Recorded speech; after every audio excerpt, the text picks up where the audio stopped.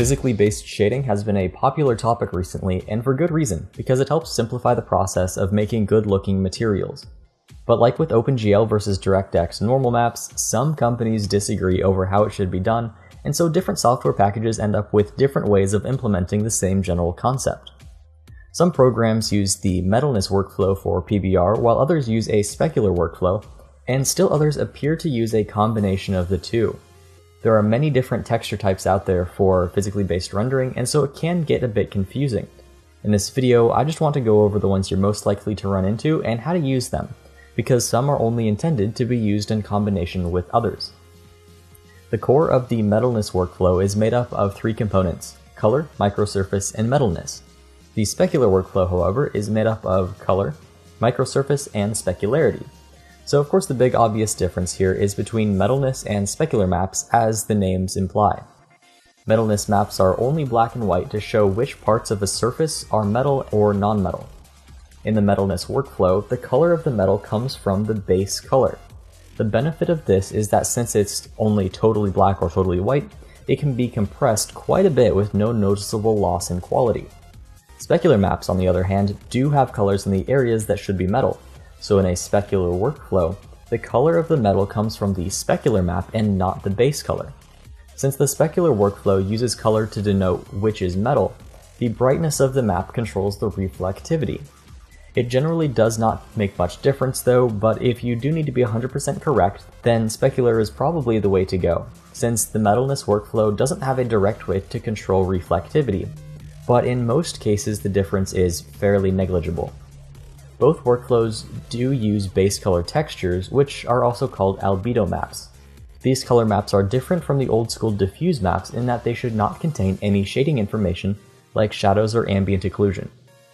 In the Metalness workflow, since the color of the metallic reflection comes from the base color, you would just use a regular base color texture like you're probably used to seeing already.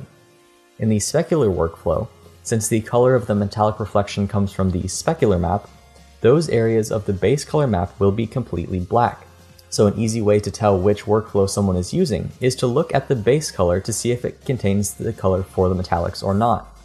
The next piece of the puzzle for both workflows is the microsurface maps, which approximate the microscopic details on the surface of an object, making it appear either shiny or rough. This will either be called a roughness map or a gloss map depending on the software that you're using. They're exact opposites of each other though, so if you have a gloss map and you need a roughness map, just invert the colors. It's easy to confuse the terms gloss and reflectivity because the higher gloss something is, the more reflective it appears. So instead of that, think of reflectivity as the amount of light being bounced back instead of being absorbed. Gloss or roughness do have to do with how fuzzy the reflections may be, but they don't actually affect how much gets reflected in the first place. Lastly, ambient occlusion maps help make up for the lack of lighting details in the albedo map.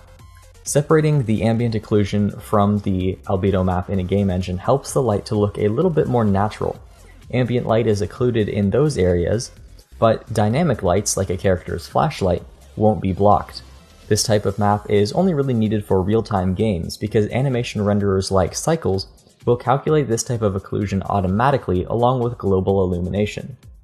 So as I mentioned before, most programs with PBR shaders still work a little bit differently from each other, so it's important to know which maps to use when the terms get a little bit mixed.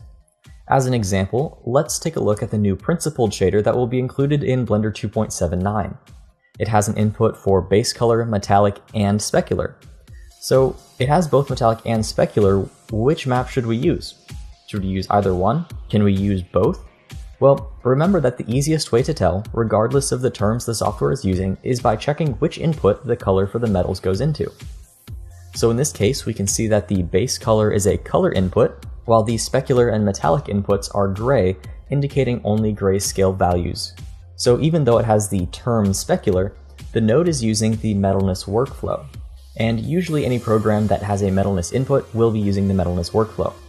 The specular value in this case is controlling the reflectivity, meaning we have the same amount of control as a specular workflow, but we're still using the more intuitive Metalness paradigm.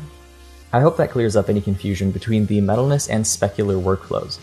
Remember, don't get too hung up on specific terms because it can get confusing. But it doesn't really matter which software or jargon you're using, whether it's Cycles, RenderMan, V-Ray, Unity, Unreal, or even Marmoset Toolbag. Just look at which textures control the color of the metals, and the other textures you will need will begin to fall into place based on that. Thanks for watching, and I hope you found this video useful.